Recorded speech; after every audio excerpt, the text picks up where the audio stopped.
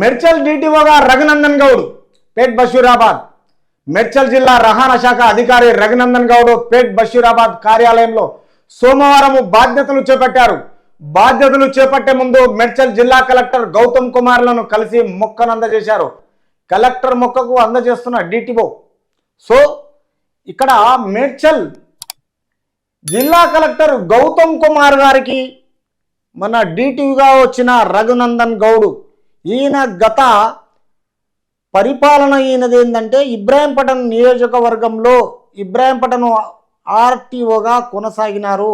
గత 5-6 సంవత్సరాలు అక్కడ ప్రస్తావించగా ఈ మధ్యన గత ప్రభుత్వము ఎవరికి ట్రాన్స్ఫర్లు చేయబోగా ఏదైతే ఈ పాపారావు ఉన్నాడో 10 సంవత్సరాలు మొత్తం ట్రాన్స్పోర్ట్ డిపార్ట్మెంట్ను హల్లా కొల్లాలముగా సృష్టించి ఎవరిని ట్రాన్స్ఫర్ చేయకుండా ఇష్టానుసారంగా ఆర్టీఏ డిపార్ట్మెంట్ను మొత్తం కొల్లగొట్టేసి లక్షల రూపాయలు దండుకొని ఈరోజు వసూలు చేయడం జరిగింది. తిరిగి ఈరోజు సిక్ లీవ్ పెట్టిన తర్వాత కొత్త ప్రభుత్వము రావడం జరిగింది. ఈ కాంగ్రెస్ ప్రభుత్వంలో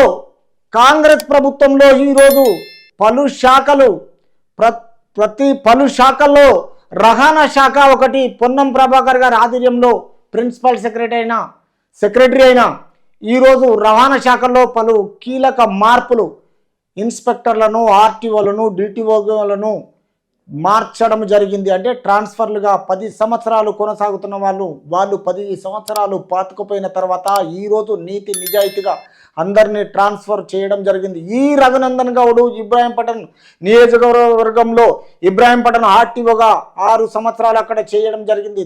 తర్వాత ఈ ట్రాన్స్ఫర్లో తిరిగి మేడ్చల్ నియోజకవర్గంలో హెడ్ క్వార్టర్ అయిన మేడ్చల్ డిస్టిక్లో ఒక ఆర్టీఓ డిటిఓగా అక్కడ పోవడం జరిగింది.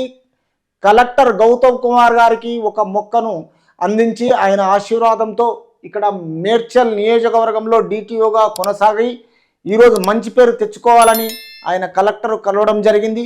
ఇబ్రాహీంపట్నం ఒకటి, తర్వాత ఈయన ఉప్పల్ ఒకటి, ఈయన ఎక్కడ చేసినా ఒక సిస్టమేటిక్ రవాణా శాఖలో ఒక మంచి పేరున్న అధికారిగా ఎక్కడైనా అక్కడ ఆ ఆఫీస్లో మంచి చేయడము, ప్రజలకు సేవలు అందించడము ఈయనకు ఒక దిట్టా ఉంది. కాబట్టి ఇబ్రాహీంపట్నం నుంచి ఇప్పుడు తిరిగి మేడ్చల్ నియోజకవర్గానికి వెళ్ళిపోయి ఈరోజు మేడ్చల్ డిటిఓగా, ఇంతకుముందు ఉన్న కిషన్ గారు మెహదీపట్నం ఆర్టీఓగా ట్రాన్స్ఫర్ కావడం జరిగింది. ఆయన ప్లేస్లో ఇబ్రాహీంపట్నం ఆర్టీఓగా ఉండి ఈరోజు మేడ్చల్ డిటిఓగా రావడం జరిగింది. తర్వాత ఈయన మిగతా ఇన్స్పెక్టర్లకి అక్కడ నుంచి బదిలీ కావడం జరిగింది.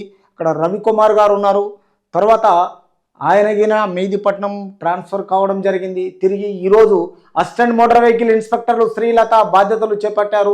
తర్వాత అదేవిధంగా మోటార్ వెహికల్ ఇన్స్పెక్టర్లుగా పనిచేస్తున్న శిల్ప బాబులు వీళ్ళందరూ కొత్తగా రాష్ట్ర ప్రభుత్వం ఏర్పడిన తర్వాత రవాణా శాఖలో అందరూ మార్పులు చేసి ట్రాన్స్ఫర్లు కావడం జరిగింది. కొత్త ప్రభుత్వంలో చూడాలి, తిరిగి ప్రజలకు సేవలు అందించాలని ప్రజలు కోరుతున్నారు.